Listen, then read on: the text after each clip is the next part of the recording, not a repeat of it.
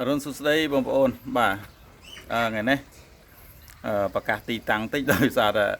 បងប្អូនមើលវីដេអូរបស់ខ្ញុំហ្នឹងដឹងថាខ្ញុំនៅណាបាទខ្ញុំនៅភូមិសុភីបាទក្នុងឃុំសំរោងទងស្រុកសំរោងទងខេត្តកំពង់ស្ពឺបងប្អូនធ្វើដំណើរតាមផ្លូវជាតិលេខ4មកដល់គីឡូម៉ែត្រលេខ37ផ្សារបៃផ្ដៅបត់ស្ដាំបាទចុះមកជើង6-7គីឡូមកដល់ទីតាំងហើយបាទហើយនេះគឺកសិដ្ឋានរបស់យើង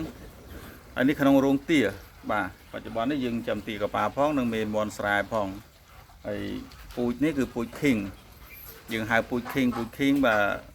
ឈ្មោះរបស់វាគឺ Moscowy ហើយពណ៌សនេះគឺពូជ Barbary បាទសិតតែប្រភេទលំដាប់ពូជទាដែលគីឡូធ្ងន់ចិញ្ចឹមឆាប់ធំហើយចំណីមិនស៊ីច្រើនប្រហែលទេបងប្អូនបាទបើធៀបមើលទៅថាបាត់តែថាវាស៊ីច្រើនជាងមាន់តិចក៏ប៉ុន្តែការលូតលាស់របស់វាគីឡូរបស់វាក៏បានច្រើនដែរអញ្ចឹងណាបាទបច្ចុប្បន្ននេះយើងភ្ញាស់កូនហើយបងប្អូនដែលទិញយកទៅគឺកក់បន្តបាទនៅក្នុងខែ5ខែ6នេះគឺជាប់កក់ពេញហ្មងបាទបងប្អូនអត់អាចកក់បានទៀតទេហ្នឹងហើយពួកយើងទទួលកក់ពេញអស់ហើយបាទអរគុណច្រើនបងប្អូន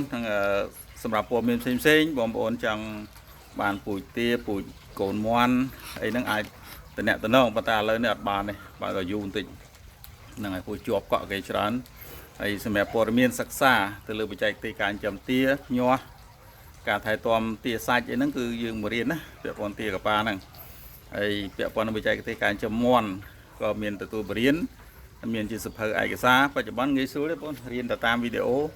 បាទខ្ញុំមានការបរៀនផលិតជាខ្សែវីដេអូបង្រៀនមានឯកសារផ្ដល់ជូនបងប្អូននៅកន្លែងណានៅទីតាំងណាក៏រៀនបានដែរអរគុណ